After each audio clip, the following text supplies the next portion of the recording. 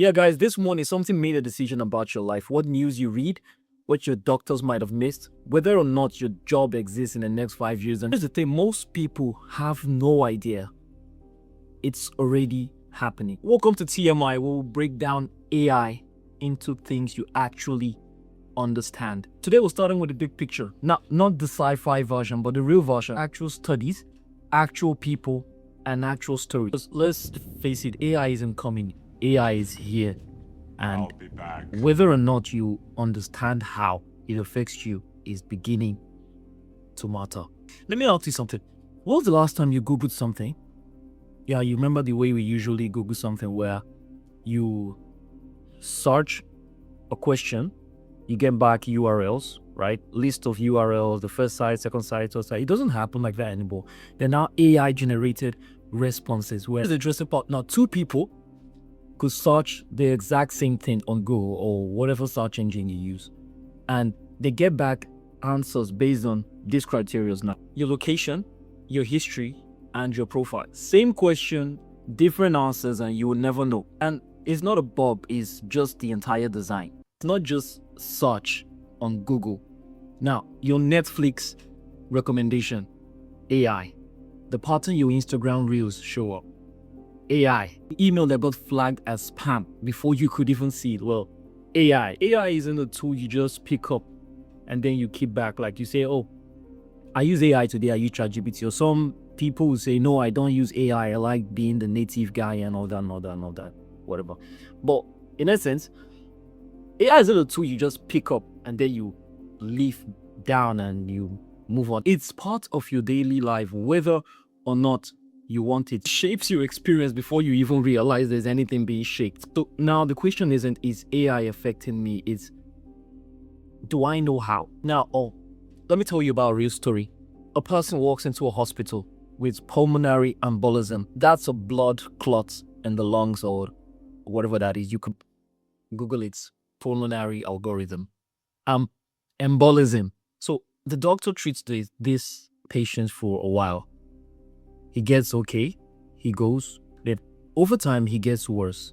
He returns back to the hospital, the medication isn't working anymore, the doctors don't know what is happening. An AI model steps into the situation. Then the AI model scans medical records and found a history of lupus, an autoimmune disease that could cause heart inflammation. This is the piece of the puzzle the medical teams couldn't put together initially. That turned out to be the real problem. And this isn't hypothetical, it's a real story that happened of Harvard's teaching hospital. It happened in Beth Israel Medical Center in Boston. Now, here's what they found. Researchers from Harvard tested AI models from OpenAI and real doctors against real patients' cases and record from the same emergency room. Now, the AI included correct diagnosis for almost 80% of the time. That matched or outperformed physicians from across the board. Here's the interesting part, right? As of 2025, 1 out of 5 doctors worldwide depended on AI for complex cases they couldn't just wrap their head around. And most of them say they rather do than don't. This is the interesting part because some people say, you know about the cloud, AI, and the all that. So they blame tech guys now. They say AI is going to kick us out of the market. We don't need to code anymore, or something like that. Well, it's interesting how your doctors are actually doing it. Our doctors are actually doing it. Before you panic or get excited now, let me give you the other side of this story, because this channel is built around truth and not just hype. Now, a separate study looked around different AI models and tested them around clinical cases. 21 different AI models. We're talking about ChatGPT, Gemini, Claude, DeepSeek. But the finding, AI failed at the very first steps of diagnosis, what doctors call differential diagnosis. It failed 80% of the time. So what do we make of that? 2 studies, different conclusions, right? Now, the truth is AI in medicine is genuinely powerful in certain situations, and it's not your doctor, but yes, it's not your doctor. You get sick and you're already Googling, but it's going to help your doctors get better. And it's not someday, it's actually starting now. Now let's talk about something that makes a lot of people really uncomfortable. Work, your job. In just the first 6 months of 2025, companies reported 78,000 tech jobs to be cut off due to the AI adoption. That's hundreds of people losing their jobs every single day. Now, Wall Street announced 200,000 job layoff in the next few years.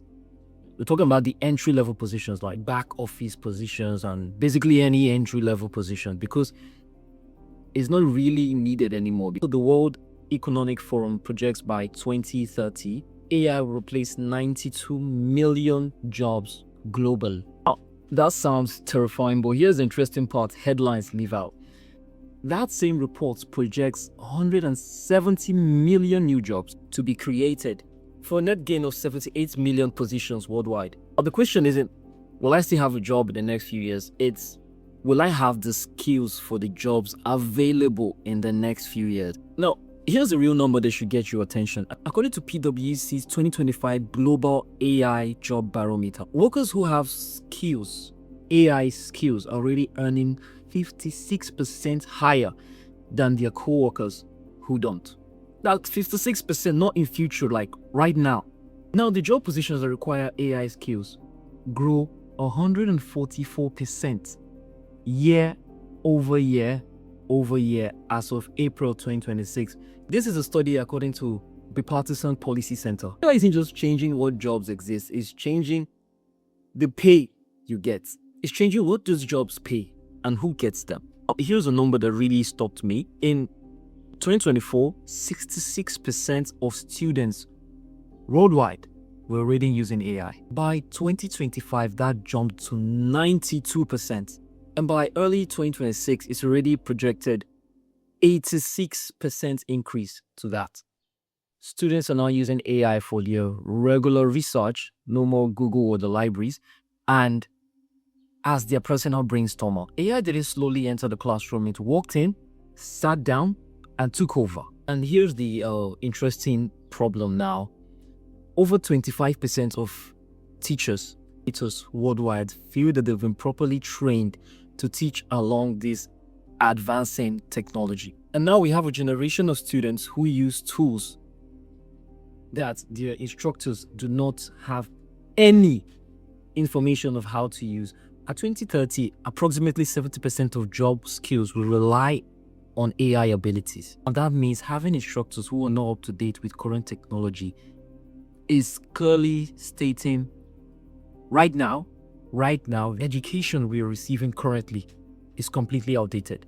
And guys, that's why a channel like this one is in existence. This is not to replace school, don't get me wrong, but it's to fill up the gap that school hasn't caught up to yet. And now guys, let's get back to where we started. So this morning, AI has done a couple of things already before you even woke up. It decided what news you read, shaped your search results, and dictated what your job looks like in the next couple of years. It helped doctors catch diseases they might have missed and also fails at some. And AI creates jobs more than it's destroying, but for people who actually know what they are doing.